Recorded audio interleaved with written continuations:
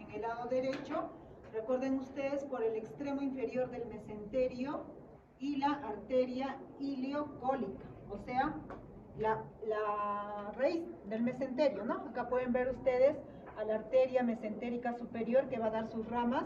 Entonces, aquí está dando origen al mesenterio. Entonces, en la parte inferior de ese origen del mesenterio, todo es el origen, ¿no? Entonces, en esta parte inferior hace contacto con el uréter. Y en el lado izquierdo, ya hemos visto eso, va a hacer contacto ¿con quién? ¿Con qué raíz? ¿De qué meso?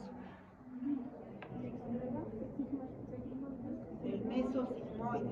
Sería la raíz oblicua o descendente del mesosigmoides. Miren acá, este es el origen del mesosigmoides, ¿ya? Entonces aquí, miren, dice inserción del mesocolon sigmoides y sus vasos sigmoideos. Entonces aquí están las arterias y venas sigmoideas. Entonces aquí se está originando el mesosigmoides. Entonces, ese origen del mesosigmoides se da por dos raíces, una raíz horizontal y una raíz oblicua o inferior, ¿ya? Entonces, la raíz inferior es la que hace contacto con el uréter. ¿Se entiende o no? ¿Ya? Y ya saben, pues, como ya les he explicado varias veces, cómo es que las raíces se originan, ¿no? Esto es peritoneo parietal, llega aquí a un paquete vascular, mejor dicho, perdón, a una estructura vascular. ¿Y qué pasa con el peritoneo? Va a formar un meso y después va a formar el peritoneo visceral para volver a la víscera. Y el meso es pues lo que conecta a la víscera con la pared, por donde están pasando los vasos principales para ese órgano. Ya hemos hablado, ¿no? Entonces aquí, ¿cuál es la arteria con el mesenterio? ¿Cuál es la arteria relacionada?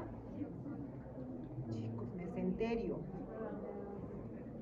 La mesentérica superior. O sea, en eso no debe haber dudas, no sé qué está pasando. Con el mesocolon transverso, eso sí lo que me decían, que era arteria cólica derecha. Con el sigmoides, la arteria sigmoidea. Entonces, cada una de esas arterias está pues yendo a irrigar un órgano específico. No sé por qué tienen problemas acá, doctores. La verdad, no sé, ya. A ver, ¿qué hacemos? No sé. ¿Están entendiendo? Díganme honestamente, ¿están entendiendo? Ahí, ¿están entendiendo? Honestamente. ¿Sí? Antonella, ¿estás entendiendo? ¿Por qué no me contestan, pues, chicos? Me preocupa vuestro silencio. Bien, entonces, ya hemos hablado entonces que a ese nivel va a ser esas sus relaciones, ¿ya? En la porción ilíaca. Ya saben, por la ley de Lushka, en un lado con la arteria ilíaca externa y en el otro lado con la arteria ilíaca, 1.5 centímetros es la diferencia, ¿ya? Y con las raíces de los mesos, el mesenterio en el lado derecho, el uréter derecho, y el mesosigmoides en el uréter izquierdo, ¿ya? Bien, vasos y nervios de los conductos excretores del riñón. Los cálices renales y la pelvis renal está dada, igual que el riñón, por la arteria renal y sus ramas. El uréter va a estar dado por porciones. La porción superior por la arteria renal, ¿no es cierto? Rama de la aorta. La porción media por las mismas ramas ureterales de la aorta, ramas de las arterias gonadales y de la ilíaca común. Todo eso va a irrigar el tercio medio. Y el tercio inferior, las arterias ilíacas externas, no se olviden, la arteria vesical, porque es una arteria que ahora vamos a ver en pelvis, ¿ya? Y la arteria del conducto deferente en el caso del varón y la arteria uterina en el caso de la mujer, ¿ya? Entonces, tanto la arteria vesical como la arteria del conducto deferente y la arteria uterina van a ser ramas de la arteria ilíaca interna, ¿ya? Entonces, esto por la arteria ilíaca interna. La misma arteria ilíaca externa también. Acá la aorta, venas gonadales y las arterias gonadales y ilíaca común. Y más arriba, la arteria renal. ¿Se dan cuenta cómo es por segmentos la irrigación del uréter? Bien. Después de eso nos toca hablar de las venas, ¿no? Las venas van a vertir casi parecido a las arterias en las venas renales, suprarrenales, testiculares, venas ilíacas internas, y así también va a haber variaciones en cuanto a sus afluentes, como siempre saben. Los vasos linfáticos, ya recuerden también esto, ¿no? Los vasos linfáticos de los cálices renales y de la pelvis renal, van a derivar o van a terminar ¿dónde? En los nódulos linfáticos aórtico-laterales. ¿Sí se acuerdan de esos nódulos, verdad? Luego, los del uréter van a ir según más o menos parecido a su irrigación, ¿no? La parte superior van a ir a los aórticos laterales, la parte media a los nódulos linfáticos ilíacos comunes y la parte inferior a los nodos linfáticos intermedios y mediales de los nódulos linfáticos ilíacos externos e internos. ¿Bien? Entonces, esto a su vez, los nervios también van a acompañar a las arterias y recuerden que cada arteria está asociada a un plexo. Cada uno de los plexos que van a ir por las arterias van a llevar su nombre, ¿no? Y así va a estar inervado el uréter. ¿Bien? Entonces, los nervios van a ser aquellos que provienen de la porción abdominal y van a ser del plexo renal, del plexo aórtico abdominal y del plexo, en este caso, hipogástrico superior, ¿ya? Entonces recuerden que estos plexos nerviosos eran básicamente plexos de la cadena, claro, simpática, pero estos plexos pertenecen al grupo parietal posterior, ya recuerden, pero están en relación al abdomen. Bien, entonces las fibras aferentes viscerales van a conducir sensaciones dolorosas que siguen las fibras simpáticas en sentido retrógrado hacia los ganglios sensitivos de los nervios espinales. ¿De qué segmentos? T11 a L2. Ya, doctores, por favor, bueno, yo sé que aprenderse toda la inervación es bastante complicado. Bueno, también tienen que hacerlo, pero por lo menos para la parte clínica, al final, con ese mensaje nomás, aunque sea, quieren ¿ya? Ya sabían que sepan cada nervio cómo se distribuye, ¿no? Pero al final es esto, el mensaje. Recuerden que les dije que las sensaciones aferentes viscerales de tipo doloroso aprovechan la misma vía algésica de los segmentos medulares, aprovecha la misma raíz, el ganglio y los segmentos, ¿no? Y el mismo nervio que va a llevar la información dolorosa, ¿ya? El mismo, en este caso, dermatoma, ¿de acuerdo? ¿Ya? Entonces, al final, han visto que el dolor renal se va a irradiar a dónde le dije, en matemáticas, ¿no? En el caso del uréter es lo mismo. Entonces, ¿hacia qué segmentos medulares va ahí? T11 y L2. T11, recuerden que está dando origen al último nervio, el nervio subcostal, que ya lo conocen. Entonces, ese nervio subcostal que cosinerva la parte superior del abdomen, vale decir los hipocondrios, hipocondrio derecho y hipocondrio izquierdo. Esa es la irrigación de T11, por eso es dermatoma. ¿Ya? Pero ¿qué más agarra? T11, L1 y L2. ¿Qué quiere decir eso? La región inguinal y la raíz del muslo. ¿Ya? Entonces, un cálculo que esté infectado, en este caso en el uréter, ¿cómo será el dolor? Hipocondrios, ¿no? El paciente va a venir con dolor en hipocondrios, ¿ya? Que van a irradiar hacia la región inguinal y parte del músculo, ¿ya? Entonces, en un dolor tipo cólico de hipocondrios, tampoco no se pierdan en pensar que es solamente estómago, vesícula biliar, porque al final en la clínica es de lo que más van a ver. Pero recuerden también que por esta distribución de dermatomas, piensen que puede que haya un cálculo impactado en el uréter. ¿Y en qué parte del uréter es más frecuente que van a encontrar este cálculo? De la estrechez ilíaca. Entonces, en una tomografía o una tomografía, ahora es más fácil. Entonces, ahí se puede ver, ya justo en el origen, a la altura de la espina ilíaca antero superior, busquen ahí, si ven alguna imagen de características cálcicas, ¿no? O sea, ¿qué quiere decir en tomografía? Hiperdensa, ¿ya? Entonces, no se olviden buscar pelvis ahí cuando estén viendo su tomografía, ¿ya? En radiografía, difícil ver, hay que hacer una holografía estimatoria y es complicado. Bien, lo que es vejiga, vamos a estudiar ya en la parte de pelvis. ¿Por qué? Porque si yo les hablo de vejiga, se me van a confundir porque no conocen la pelvis, ¿no? Entonces, como ustedes ya habrán visto, pues la vejiga es un órgano intrapélvico, ¿cierto? Bien, entonces vamos a hablar de la pelvis. La pelvis es la parte del tronco, recuerden, ¿no? La división clásica de la pelvis, ¿no? Cabeza, tronco y extremidades, ¿no? Entonces, la pelvis es la parte del tronco situada infero-posterior al abdomen y constituye el área de transición entre el tronco y los miembros inferiores. Eso es la pelvis, ¿ya? Un área de transición entre el tronco y los miembros inferiores. Importante que sepan ese concepto, ¿ya? ¿Por qué? Porque tiene que ver con su función, con la función sobre todo de las articulaciones sacroiliacas, ¿ya? Entonces, la cavidad pélvica, una cosa es que hablemos de pelvis, aunque en clínica, y en los libros, ginecología, traumatología, psicología, lo que quieran, confunden generalmente esos términos, ¿no? Al final, pelvis y pelvis ósea, o cavidad pélvica, al final hablan lo mismo, ¿no? Pero anatómicamente, pelvis corresponde a la cavidad pélvica, ¿ya? Mientras que la parte ósea se refiere a la cintura pélvica o anillo pélvico, ¿ya? Entonces, acuérdense eso, pero muchas veces durante sus cursos superiores los van a agarrar de manera parecida, ¿ya? Bien, entonces la cavidad pélvica, si hacemos la diferenciación, entonces para no entrar en confusión, hablamos de cavidad pélvica, ¿no? La cavidad pélvica es la porción más inferior de la cavidad abdominopélvica. Recuerden que les dije que la cavidad abdominopélvica es una sola, ¿ya? Porque no hay una línea de demarcación, así como entre el tórax y el abdomen, para que nos separe ambas cavidades.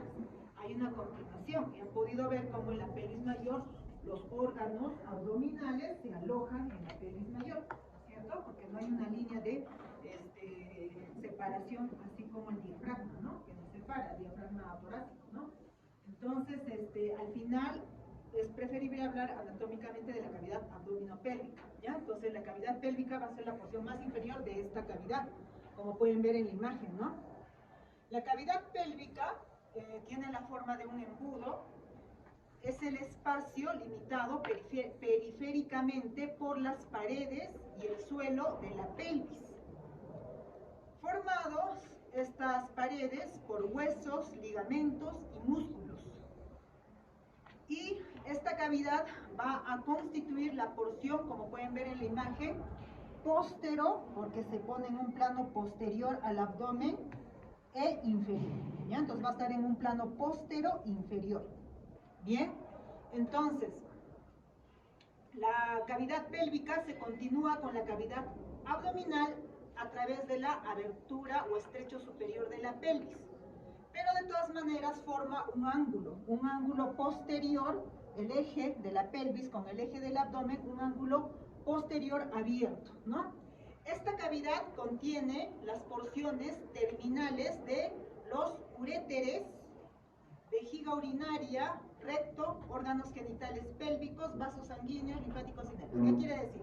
Que contiene la porción terminal de las vías urinaria, vías digestiva y los órganos reproductores, ¿cierto? Todo eso está dentro de la pelvis, ¿ya? Entonces, muy importante que sepan esto porque en esta cavidad que está cubierta por estructuras ligamentarias, óseas y musculares, es importante saber ya que un traumatismo a nivel de la pelvis nos va a comprometer esas estructuras, ¿bien?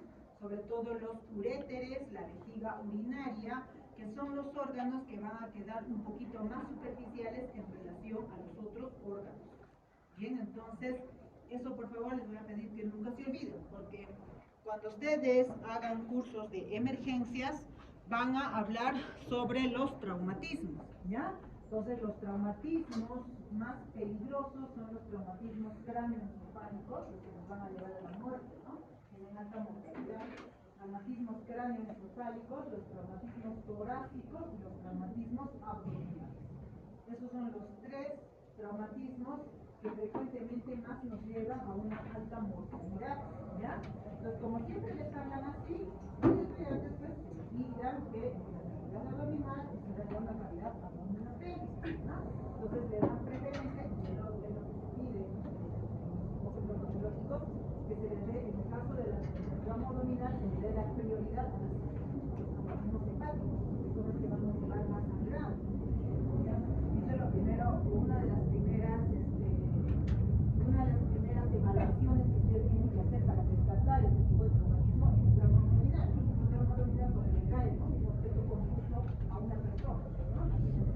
Entonces ahí se va a ver un aplastamiento pues, de los órganos, ¿no? Ustedes van a priorizar los órganos abdominales, es correcto, pero no se olviden también que muchas veces pasa desapercibido el trauma pélvico.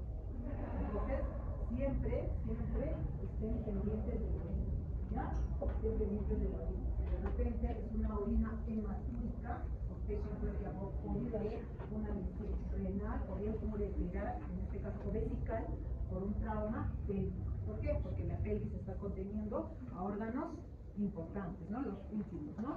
Las últimas porciones de la porción del aparato urinario y digestivo, así como los órganos reproductores. ¿Bien? Parte por el transverso. ¿Dónde dice columna transverso? Debe haber un error ahí, no pues. Ah, ya, no, colon ascendente.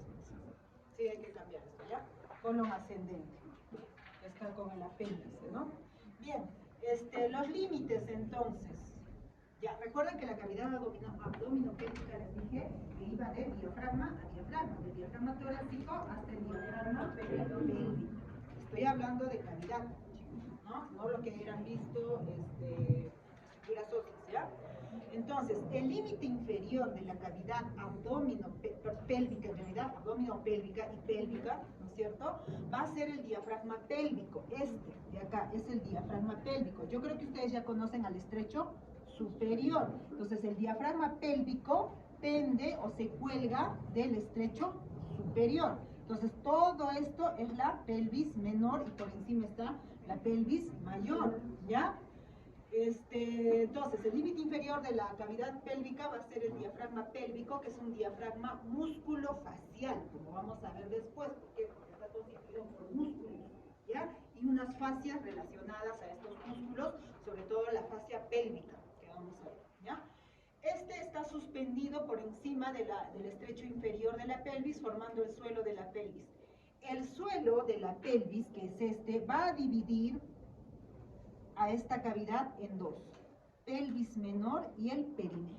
Entonces, lo que está por debajo del diafragma pélvico va a ser el perineo, ¿ya? Y este perineo inferiormente está limitado por la también piel y vamos a ver también estructuras músculo-aponeuróticas, ¿ya? Entonces, esto va a ser el perineo, ¿ya? Bien, entonces, posterior y superiormente, bueno, este es el límite inferior. Como ven en la imagen posterior, este sería el límite posterior, ¿no? Límite posterior y superior, porque miren, o sea, está en la parte posterior y también cubre parte de la región superior. Por esa disposición que tiene la pelvis de irse hacia la parte posterior. Entonces, en la parte posterior y superior vamos a encontrar al coxis y la porción más inferior del sacro. De tal manera que la porción más superior del sacro va a formar una especie de techo, ¿ya? Entonces la pelvis hacia atrás va a tener un límite postero-superior, ¿ya? Donde en la parte posterior básicamente va a ser la mitad del sacro y el coxis, y en la parte superior, en el techo, como una especie de techo, en la parte superior del mismo sacro, ¿ya? Entonces, el límite anterior-inferior, ¿quién va a ser? El cuerpo del pubis y la sínfisis del pubis. Las paredes laterales, ¿por quién va a estar constituida? Por los huesos coxales que han visto ayer, pero recuerden que este hueso coxal tenía un foramen, el foramen obturado. Este foramen va a estar cerrado por la membrana obturatriz. Y también estas paredes van a estar cubiertas por los músculos obturadores internos, ¿ya? Entonces, lateralmente, el límite va a ser los huesos coxales con las membranas obturatrices y los músculos obturadores internos, básicamente, ¿ya? Todo eso constituye el límite de la cavidad pélvica. Ahora hablemos de la parte ósea. La parte ósea corresponde en realidad pues a la cintura pélvica, ¿ya? Entonces, cintura pélvica básicamente es parte ósea, ¿ya? Entonces, La cintura pélvica, doctores, es un anillo óseo. Recuerden que este anillo óseo va a conectar el tronco con las extremidades. Esa es una de sus funciones de este anillo óseo o cintura pélvica. Y acá, ¿cómo se conoce lo que conecta?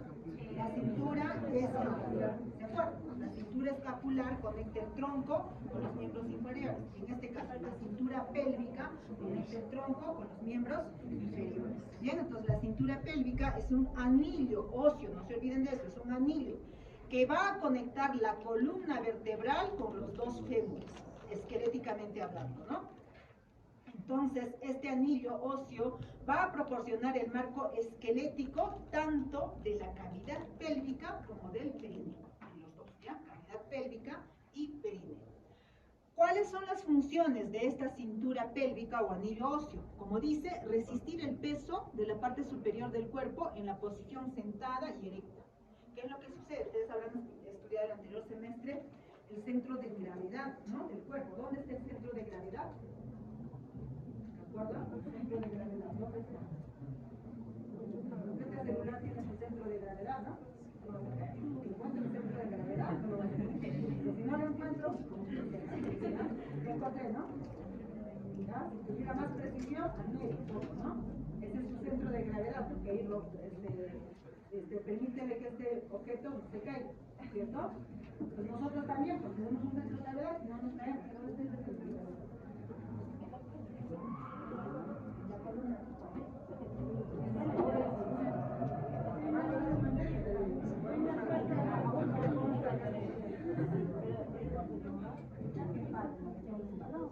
Ahí está cuando estamos parados, pero luego estamos parados, claro. Ese centro de gravedad se reparte en dos vectores a los miembros inferiores, ¿ya? Y esos vectores que se reparten a los miembros inferiores para sostener finalmente el peso se va a dar a través de la cintura pélvica. ¿Ya? Entonces va a ser la cintura va a primero resistir el peso y va a transmitir la fuerza del centro de gravedad hacia los miembros inferiores en la posición erecta. ¿Ya? Entonces, ¿cuáles van a ser? Básicamente, las estructuras que van a repartir esa fuerza van a ser los ligamentos de las articulaciones sacroiliacas. ¿Ya? Eso es una función. Entonces, ahí dice, ¿no? Transferir el peso desde el esqueleto axial al de los miembros inferiores durante la bipedestación y la marcha. Lo otro, proporcionar una inserción para los potentes músculos locomotores y posturales y para los músculos de la pared abdominal, como ya han estudiado, resistiendo las fuerzas generadas por sus acciones. ¿Cierto? ¿Han visto ayer el doctor les ha preguntado, por ejemplo, ¿no? En el espina ilíaca antero superior, ¿qué músculo se inserta? De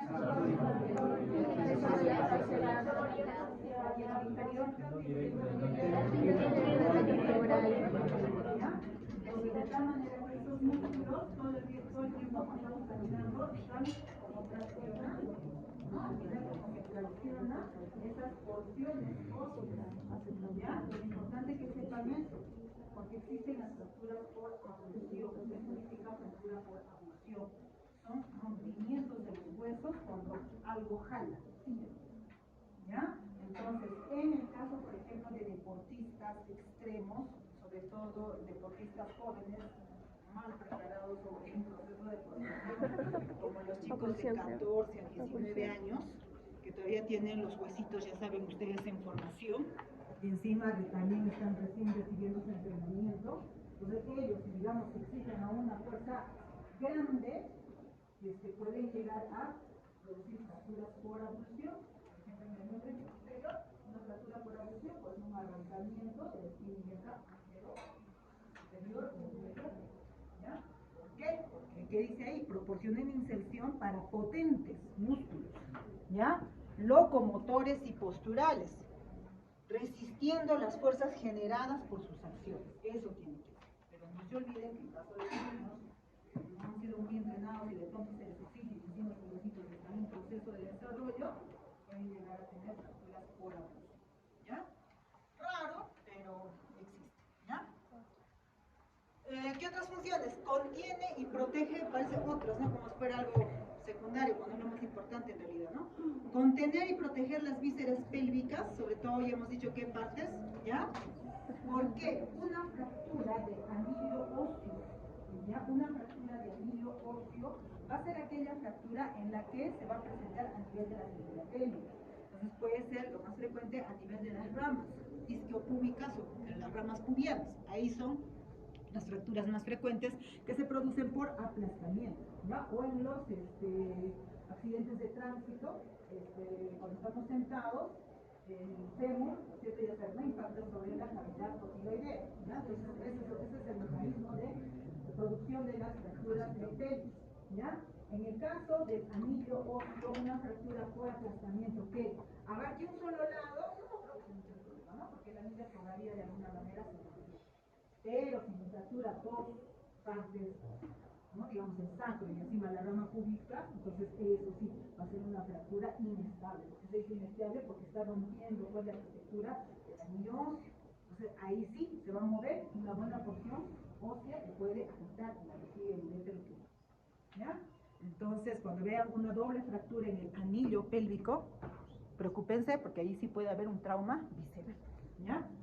Bien, entonces, ¿qué más? ¿Cuál es la otra función? Proporcionan sostén a las vísceras abdominopélvicas, y eso también es importante, al útero también, ¿no es cierto? Porque imagínense, pues, todo el peso, cuando estamos parados y también sentados, los obesos, las mujeres gestantes, ¿no es cierto?, van a tener que soportar, pues, el diafragma pélvico va a tener que soportar, pues, más peso, ¿no es cierto?, el peso intraabdominal, ¿ya?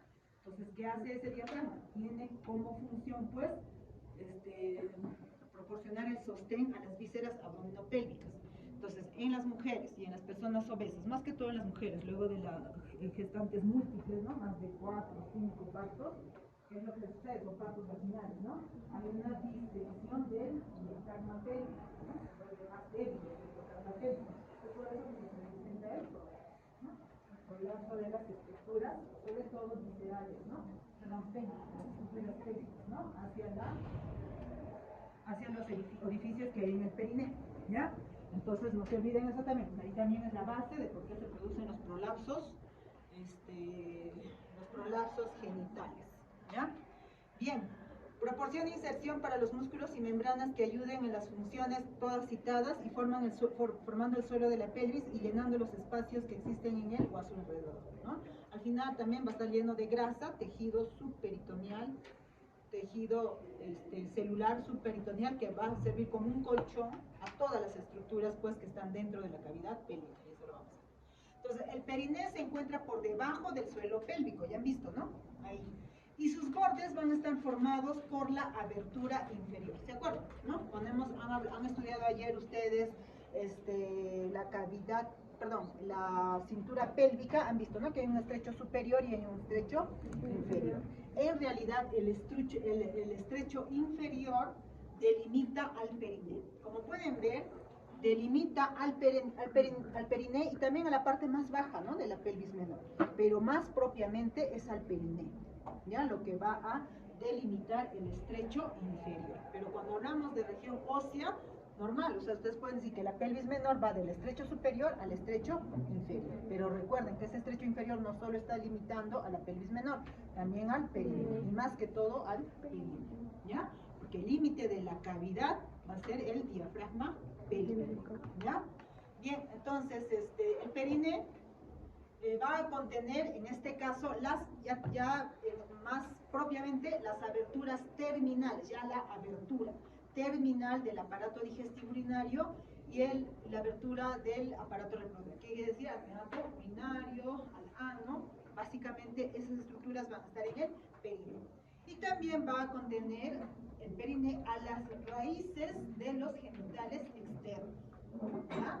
Raíces de los genitales externos, no se olviden, ¿ya? Ahí se van a implantar en el periné los genitales externos, que están ya pues por debajo del periné y están en relación ya a la piel, y es externo, ¿no? Por eso es genital externo, ¿ya? Bien, el periné se refiere tanto al área del tronco situada entre los muslos y las nalgas, o sea, externamente. ¿Cómo sabemos dónde está el periné? Externamente es el área que está entre los muslos y las nalgas, y se extiende desde el pubis hasta el coxis, como al compartimiento aplanado que se sitúa superior a esta área, pero inferior al diafragma pélvico. O sea, es toda esa región de la piel que van a ver que tiene forma de un rombo y que está en relación a las aberturas de los meatos urinarios y del orificio digestivo, ¿no? Entonces, la pelvis va a ser el espacio situado dentro de la cintura pélvica o pelvis ósea. Está recubierto externamente por la pelvis en realidad, ¿no? El periné sí lo vemos externamente, ¿ya? Cuando ponemos en posición de litotomía, ¿no? Ustedes vean al paciente, tienen que ponerle en posición de litotomía. No sé si han visto a las mujeres cuando están dando parto, ¿no? Con las piernas abiertas y las rodillas flexionadas, ¿no? Entonces esa es la posición de litotomía. Entonces en esa posición ustedes van a ver el periné, ¿ya? Luego ven que el abdomen, los muslos, pero no ven en realidad con la pelvis. ¿Por qué? Porque la pelvis está internamente, ¿no? Entonces la pelvis está recubierto externamente por la región abdominal, ¿no? La región abdominal. Hacia atrás por la región glútea. Hacia abajo por el periné. Y hacia la parte posterior por la parte más baja del dorso, por la región lumbar, ¿no? Por tanto, la pelvis va a carecer de superficies exteriores, ¿ya? El abdomen no, por eso lo pueden palpar, y el periné tampoco, ¿no? Bien, entonces ya esta parte ya han visto en anatomía 1, así que yo creo que ya no vamos a avanzar, pero por lo menos lo más importante, además tenían que estudiar eso también para el anfiteatro, ¿no? Las vértebras sacras, saben que la vértebra sacra están fusionadas y va a tener la forma de una pirámide cuadrangular o triangular. Los libros le ponen triangular cuando los bordes les consideran como tal, o sea, bordes y no caras, ¿ya? Entonces ahí va a ser una pirámide triangular. Pero cuando ustedes lo describen como caras laterales, entonces sí, pues es una pirámide cuadrangular, ¿ya? Va a tener una cara pelviana o anterior que es más cóncava en el caso de la mujer, eso ya han visto, ¿no es cierto? Y en cuanto a la primera vértebra sacra, la primera vértebra sacra tiene su borde anterior sobresaliente que corresponde al promontorio sacro. Este promontorio sacro forma un ángulo obtuso con la vértebra L5, de tal manera que en la mujer mide más o menos 118 grados y en el varón 126. ¿Qué quiere decir eso? Que es más abierto en quién, en el varón o en la mujer. En el varón es más abierto, hacia posterior, y en la mujer es un poquito más cerrado, hacia la parte posterior. Bien, esto ya han visto bastante de ustedes, también esto también ya conocen, ¿no? Cada una de las crestas, ya esto han tenido que evaluar, ¿no? Vamos a hablar de las caras laterales. Las caras laterales va a estar constituido por dos segmentos. Un segmento superior ancho, que corresponde a las dos primeras vértebras sacras y por tanto no es un borde, porque es ancho en realidad, ¿no? En su porción anteroinferior va a tener a la cara auricular que se articula con el hueso coxal. Y posteriormente a esa cara auricular van a encontrar las fosas clivosas. El segmento inferior, acá el segmento superior son las dos primeras sacras y el segmento inferior son las tres últimas sacras, ¿no? Total 5. Estas tres vértebras sacras sí van a formar un borde grueso y romo que va a estar recubierto por rugosidades destinadas a la inserción de ¿quién? Ligamento sacrotuberoso, es algo que también nos interesa ahora, ¿no? Entonces, el sacrotuberoso y el sacroespinoso se van a insertar en las tres últimas sacras, en el borde lateral de las tres últimas vértebras sacras. En cuanto a la base básicamente va a estar constituida por una cara, que es el cuerpo de S1, y dos alas, las alas del sacro, ¿no? Que tienen una superficie lisa triangular de base lateral. No se olviden que en las alas del sacro, ahí está en la imagen, está limitada anteriormente e inferiormente por un borde romo que participa en la constitución del estrecho superior de la pelvis, ¿sí, no? Eso ya saben. Y además puede haber, no es que siempre haya, ¿no? Puede haber en su superficie un canal oblicuo anterior y lateral que lo determina el pasaje del tronco lumbosacro. ¿Ya? Eso también no se olvide, ¿ya? El tronco lumbosacro, ¿sí? El plexo lumbar, ¿seguía qué? El tronco lumbosacro, ¿cierto? Entonces, básicamente eso en la base. Esto ya, como les digo, es más de anatomía 1, en realidad, ¿no? Hueso coxal. El hueso coxal también tiene que saber que es un hueso plano. Si es un hueso plano, va a tener 2 caras, 4 bordes y 4 ángulos, ¿no? Para su estudio, sobre todo en obstetricia. Lo consideramos, ya ustedes han visto en anatomía 1 que está formado por 3 huesos, ¿no? Que ayer también el doctor ya les ha dicho y ustedes han leído. Pero desde el punto de vista obstétrico, en realidad se conoce como segmentos. Un segmento medio, de acá, ¿no? Un segmento medio, grueso, estrecho, excavado en su parte lateral por el acetábulo, un segmento superior que va a ser el ilion y un segmento inferior que forma el marco del agujero obturado. Ese segmento inferior está formado básicamente por el pubis y el isquio, ¿cierto? Entonces, esto es lo que nos interesa ahora sobre todo, ¿no? El segmento inferior en relación a la pelvis menor. Bien, entonces, el pubis contiene 3 ramas, ¿no? Una rama superior, un cuerpo y una rama inferior, que ahí lo han visto en la imagen. El isquion, ¿qué debe destacar en el isquio? El isquion está formado por 2 columnas óseas, ¿no? Un cuerpo y la rama del isquio. ¿Ya? Entre los dos va a estar la tuberosidad isquiática, que es donde ustedes ahorita están apoyando todo el peso de vuestro cuerpo, ¿cierto? Estamos sentados donde nos apoyamos en la tuberosidad isquiática. Por eso que la tuberosidad isquiática, ustedes vean, es una superficie ósea bastante dura, ¿no?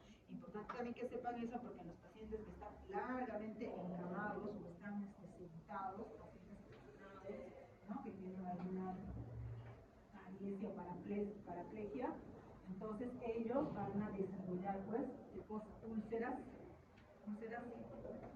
de tipo de úlceras. Por tanto, que la tuberosidad isquiática choca con la piel y ¿qué será? Úlceras isquiáticas, ¿no?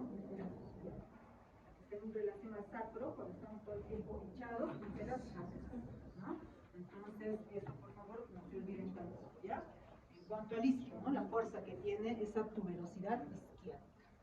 El agujero obturado, también importante, tú lo sabes, ¿no? En la mujer, en el varón es oval, y en el varón es... En el varón es oval, y en la mujer es... ¿No es cierto? Y está circunscrito por la parte inferior, oval en el hombre y triangular en la mujer. Circunscrito por la parte inferior del acetábulo, anteriormente por el pubis y posteriormente por el isquio.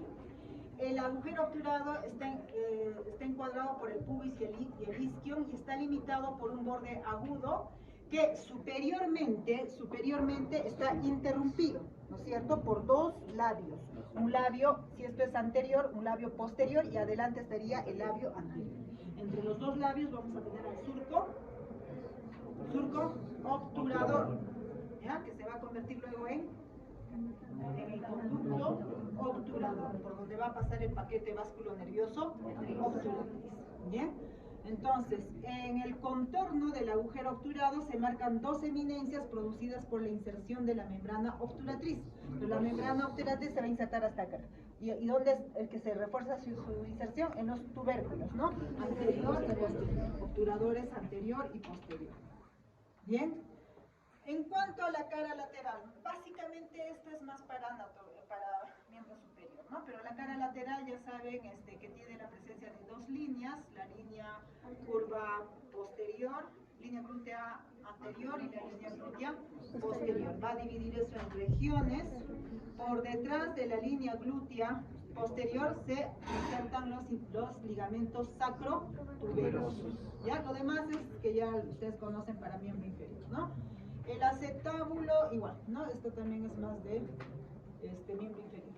La cara medial, esta sí es la que nos interesa también. Esta cara medial que destaca la presencia de la línea arqueada, ¿cierto? Esta línea arqueada, que es Roma en su parte media, va a ser más saliente en sus 2 extremos, o más afilado. Especialmente en el extremo anterior, donde va a formar el pecten del pubis o cresta pectínea, ¿ya? Pecten del pubis o cresta pectínea, o sea, es esta porción de acá, la que está hacia el extremo anterior, es el pecten del pubis. Superior a la línea arqueada vamos a tener a la fosa ilíaca, donde ustedes ya saben qué músculo se inserta. ¿Qué músculo? En los 2 tercios superiores, ¿no? En los 2 tercios superiores. Posterior a la fosa ilíaca vamos a tener a la cara auricular, ¿ya? Y a la tuberosidad ilíaca, y la tuberosidad ilíaca, ¿no? Dos estructuras, la cara auricular y la tuberosidad ilíaca. Entonces estos van a estar por detrás de la fosa ilíaca y por encima de la línea arqueada, ¿ya? Bien, ¿qué más tenemos? Inferiormente a la línea arqueada tenemos al agujero obturado. Este agujero obturado en su parte superior presenta el surco obturador, esto también ya lo saben. ¿Y qué más? Posterior y superior al agujero obturado, posterior y superior, vamos a encontrar esta región, ¿ya? Esta región que corresponde a el trasfondo de la fosa acetabular o acetábulo, y que a ese nivel se inserta el músculo obturador interno. Esa región tiene la forma de una superficie cuadrilátera y saliente, que en obstetricia lo conocen también como el estrecho medio de la cavidad pélvica, ¿ya? Estrecho medio. Ya conocen un superior, este sería el medio, y el inferior, que también ya lo conocen, ¿no? Bien, los bordes, tenemos la cresta ilíaca, que tiene la forma de una S itálica, ¿no es cierto? Y tiene también dos labios, un labio medial y lateral que presta inserción a músculos. En cuanto al borde anterior, ustedes sí saben esas partes, ¿no? Que tenemos la espina ilíaca anterosuperior, luego está la escotadura innominada, después está la espina ilíaca anteroinferior, luego una segunda escotadura para el músculo ilio-psoas, que ya han visto, ¿no? Que va a pasar, ¿no? Formando luego después su tendón hacia el trocánter menor. Bien, luego tenemos la eminencia iliopúbica, acá, ¿no? Esta eminencia, aquí, la eminencia iliopúbica. Esa eminencia iliopúbica es el punto de unión del pubis y el ilio. Después de eso, ¿qué sigue? La superficie pectínea, esta superficie pectínea. Esta superficie pectínea va a estar delimitada anteriormente por el pecten del pubis y posteriormente por el labio posterior del agujero obturado, o del surco obturado también, ¿no? Entonces, esa es la superficie pectínea, ¿ya? Entonces, esta superficie pectínea va a tener forma triangular, y en su vértice vamos a encontrar el tubérculo del pubis o espina, ¿cierto? Entonces, en la espina del pubis se inserta el ligamento inguinal, junto con, ¿dónde más se va a insertar? En la espina ilíaca anterosuperior, ¿ya? Luego, ¿qué tenemos? Después del tubérculo del pubis se continúa con esta región, que es la cresta del pubis, ¿ya? Bien, entonces finalmente termina en el ángulo del pubis. En cuanto al borde inferior, el borde inferior va a formar un ángulo recto con el otro lado, formando así el ángulo del pubis. Este borde inferior va a tener dos segmentos, un segmento anterior y un segmento posterior. En el segmento anterior vamos a tener a la superficie articular para la sínfisis del pubis.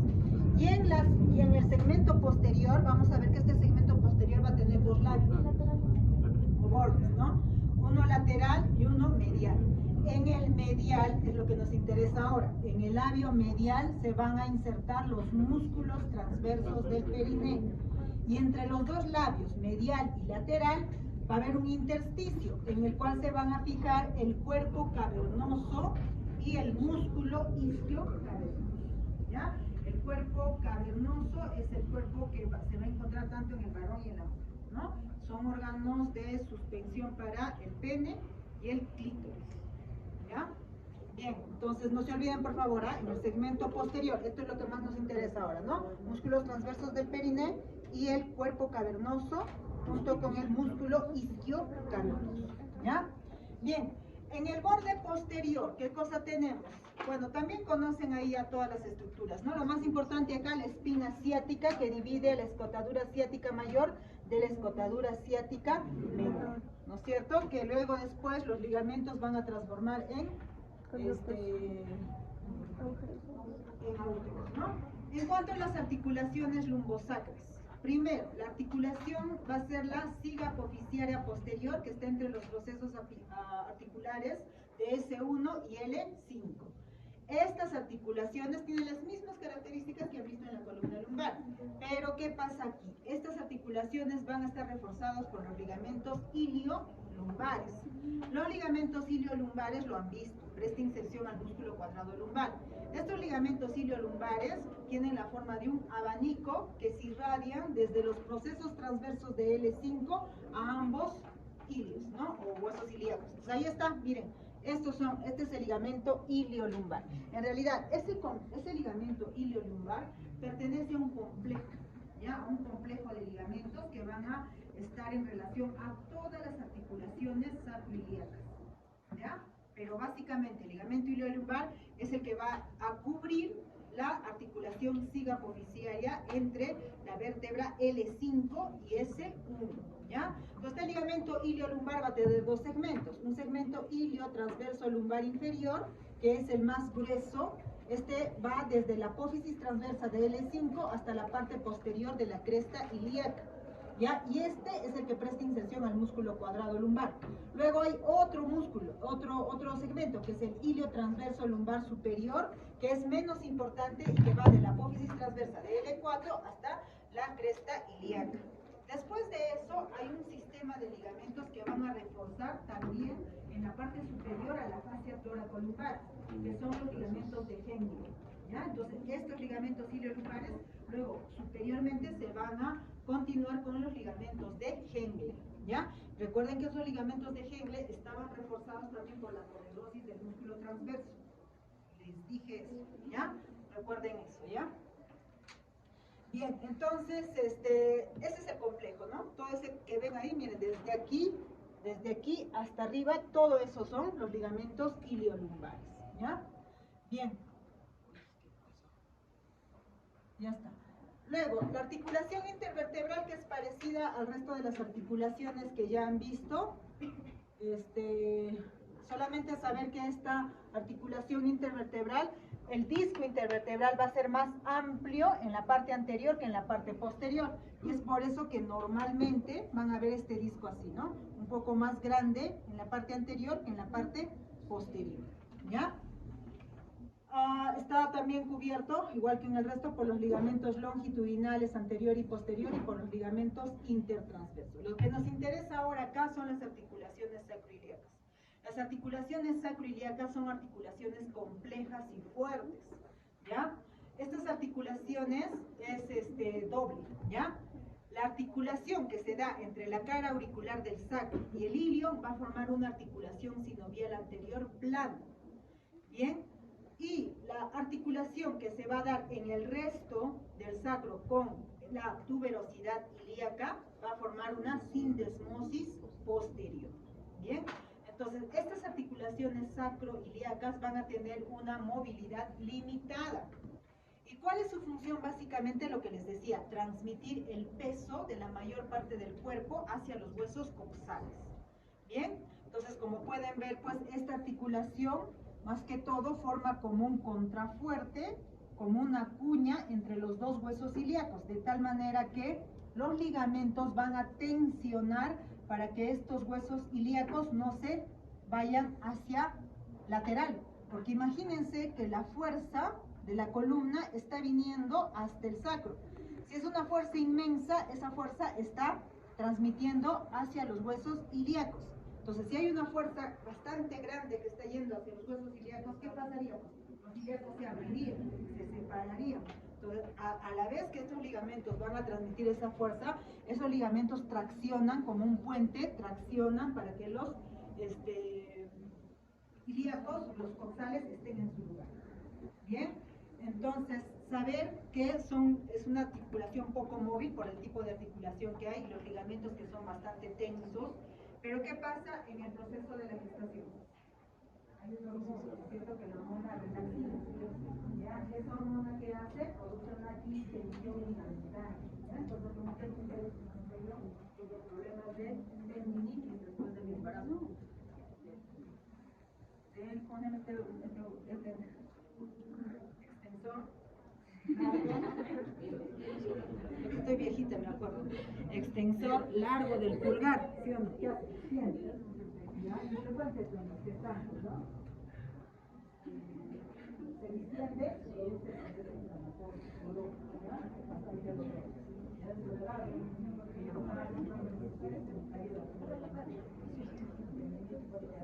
entonces muchas mujeres después de eso tienen tendinopatía, ¿ya?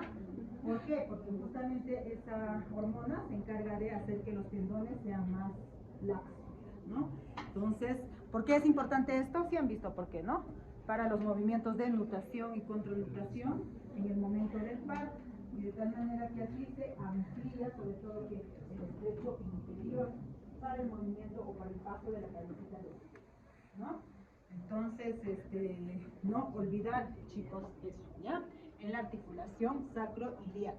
Entonces, esta articulación sacroiliaca va a estar reforzada por ligamentos sacroiliacos anteriores y los ligamentos sacroiliacos interóseos.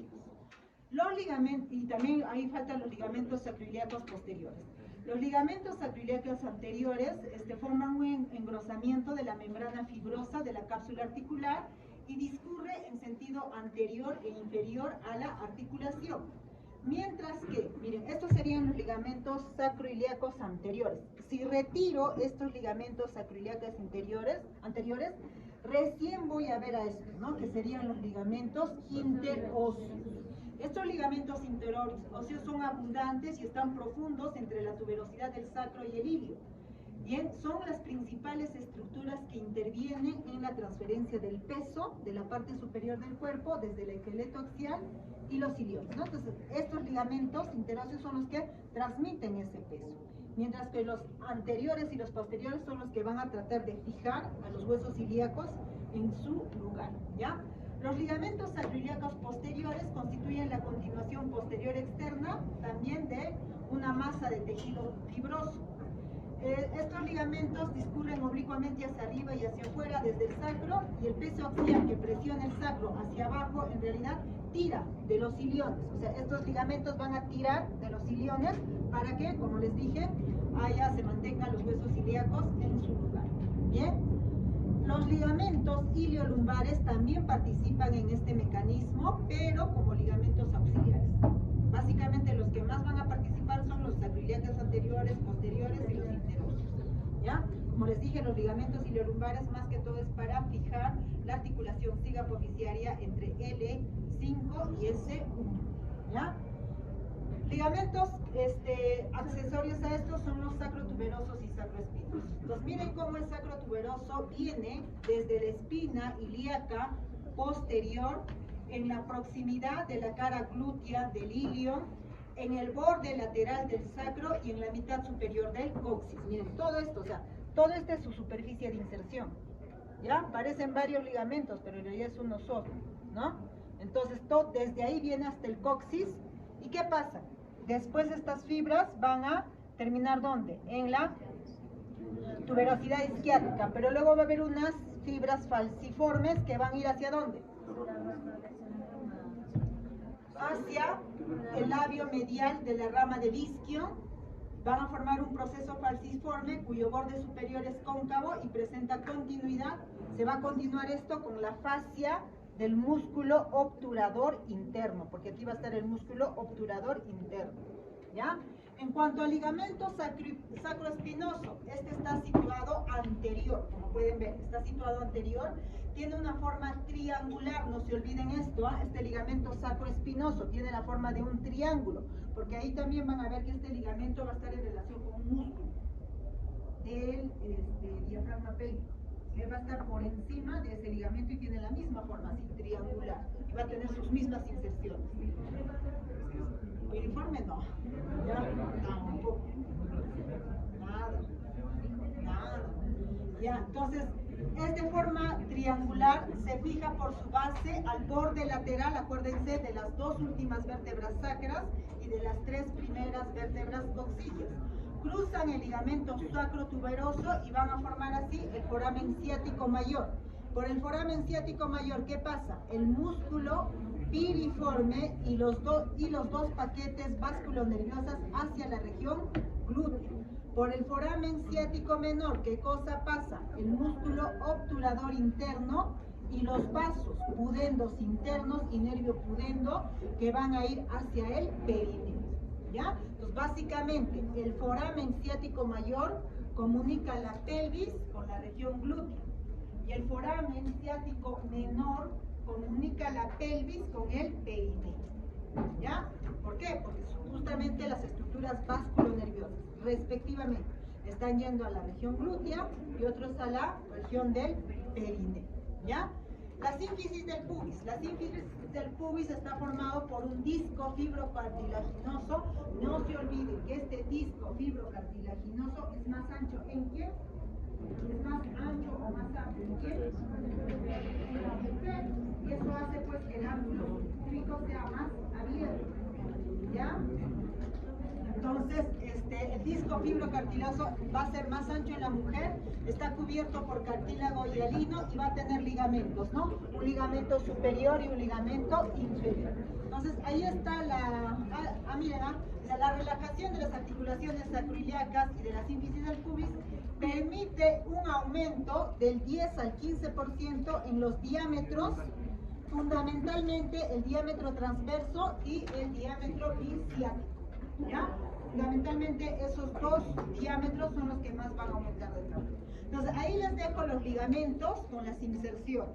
Entonces tienen que conocer estos ligamentos y esas inserciones. Bien, hasta ahí avanzamos.